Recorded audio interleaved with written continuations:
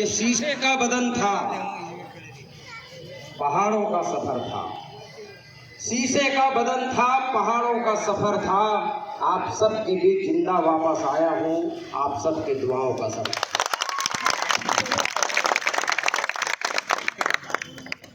आज मुझसे मिलने के लिए आए मेरे वरिष्ठ, मेरे माता पिता तुल्य, मेरी बड़ी बहनें, छोटी बहनें और मेरे नौजवान साथियों, मेरे प्यारे प्यारे बच्चों, आप यहाँ आए, मुझे प्यार दिया, उसके लिए आप सब हाथ जोड़ मैं धन्यवाद कहना चाहता हूँ।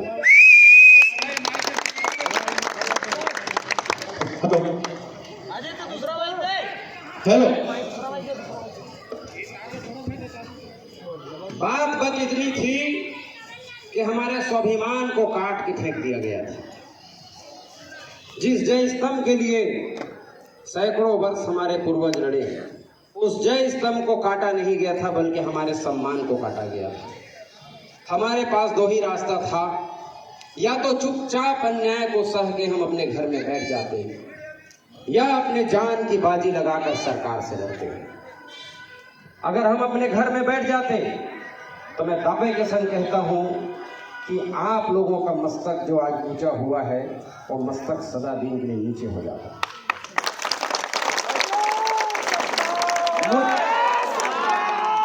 मुझे मालूम था कि जिस आंदोलन की राह में हम जा रहे हैं, दुश्मन बहुत मजबूत है, सरकार बहुत ताकतवर है और जुल्मी भी है।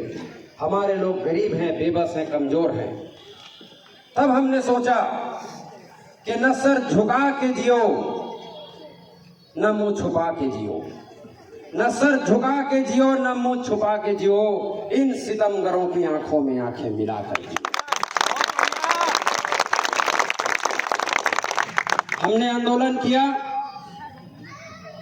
और सरकार यह नहीं पकड़ पाई कि जैद खान कौन काटा, वो यह भी नहीं पकड़ पाई कि बलौदा बाजार के कलेक्टर ऑफिस में आग कौन लगाया।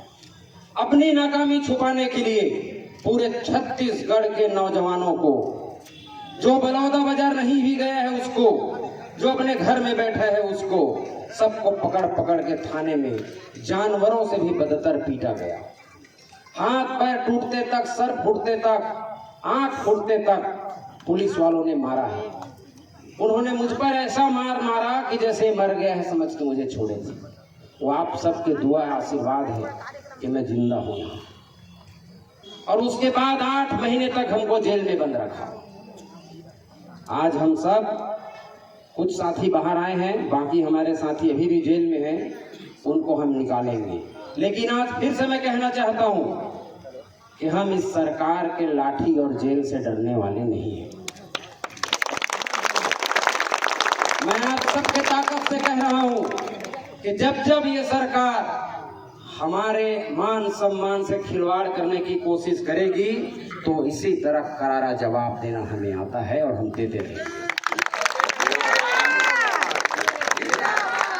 इस दुख के घड़ी में हम जेल में थे, लेकिन हमें पूरा यकीन था कि मेरा समाज, मेरा परिवार जेल के बाहर दिन रात हमारे रिहाई के लिए ताकत लगा रही है, दुआ मांग रही है, जिससे जो बन पड़ रहा है वो प्रयास कर रही है।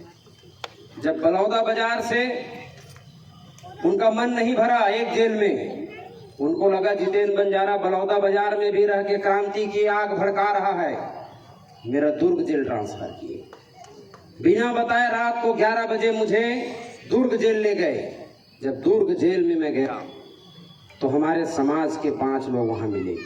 बोले, भैया आप लोग बलौदा बाजार कांड में आए हो? मैं बोला हाँ। इतना सुनते ही उसकी आंखों से आंसू झरझर बहने लगे।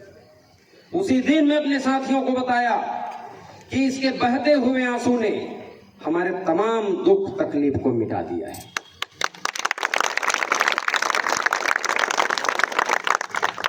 अगर मैं लाठी खाता हूं, अगर मैं अपना लहू बहाता हूं, अगर मैं जेल में रहता हूं और मेरा समाज मेरे प्रति अपनी सहानुभूति और प्रेम और स्नेह रखता है, तो मैं अपनी जान भी देने के लिए पीछे नहीं हटूंगा।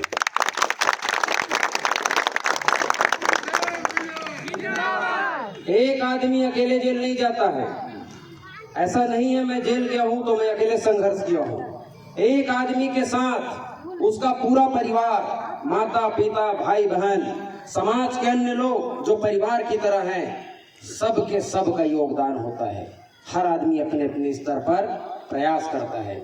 इसीलिए मैं ये कहना चाहूंगा कि जो बलौदा बाजार में जो आंदोलन हुआ, जो हमने लाठियां खाई, जो हमने अपना लहू बहाया, जो हमने 8 महीना जेल में बिताया, वो मेरे अकेले का नहीं है। वो हमारे जितने यहाँ उपस्थित हैं, जितने हमारे समाज के लोग हैं, सबका योगदान एक बराबर है। हमारे बीच के ही भाई, बिलासपुर के ही हमारे साथी विक्रम जांगड़े, आशीष टंडन अभी भी जेल में हैं। अब हम आ गए हैं, उनको निकालने का प्रयास करेंगे। और मैं एक ही विनती करूंगा कि जब जब हमारे समाज पर अन्याय अत्याचार हो और हमारे ये नौजवान साथी अपने सम्मान की रक्षा के लिए निकले, इसी तरह आशीर्वाद, इसी तरह प्रेम और स्नेह देकर हम सबका हौसला बढ़ाइए। बस इतना कह के आप सब होना